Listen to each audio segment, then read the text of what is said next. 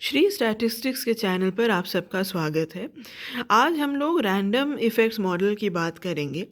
तो कोई ऐसा मॉडल जहाँ पे कि सारे बीटा जे जो कोएफिशिएंट है वो रैंडम वेरिएबल होंगे, उसको रैंडम इफ़ेक्ट मॉडल कहेंगे।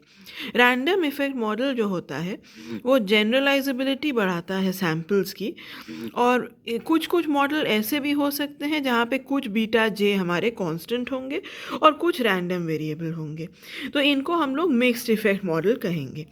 मिक्स्ड इफ़ेक्ट मॉडल तो उन सिचुएशन में ज़्यादा काम आता है जहाँ पे अलग अलग मेजरमेंट उन्हीं एक ही स्टैटिस्टिकल यूनिट पे किया जाए, या फिर कोई क्लस्टर हो जहाँ पे यूनिट आपस में रिलेटेड हो।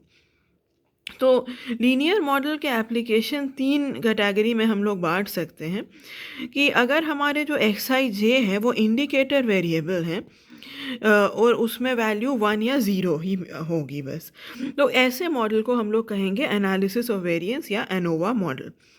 अगर एक्स आई जे इंडिपेंडेंट है या कॉन्कमिटेंट है तब हम लोग कहेंगे कि ये रिग्रेशन मॉडल कहलाएगा। और अगर किसी मॉडल में ये दोनों टाइप के एक्स आई जे में इंडिकेटर और इंडिपेंडेंट दोनों वे टाइप के वेरिएबल प्रेजेंट हो तो इसको हम लोग एनालिसिस ऑफ कोवेरिएंस मॉडल कहेंगे। ये सारे मॉडल मेरे आगे के वीडियोस में समझाए जाएंगे।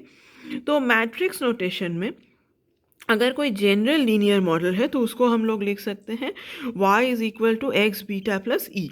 यहाँ पे जो एरर टर्म ई है ये आप देख सकते हैं कि इसका एक्सपेक्टेशन 0 है और वेरिएंस है सिग्मा स्क्वायर आई।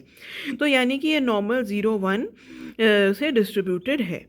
तो ऐसे लीनियर मॉडल को हम लोग इस तरह से डिनोट कर सकते हैं y एक्स बीटा और सिग्मा स्क्वायर आई।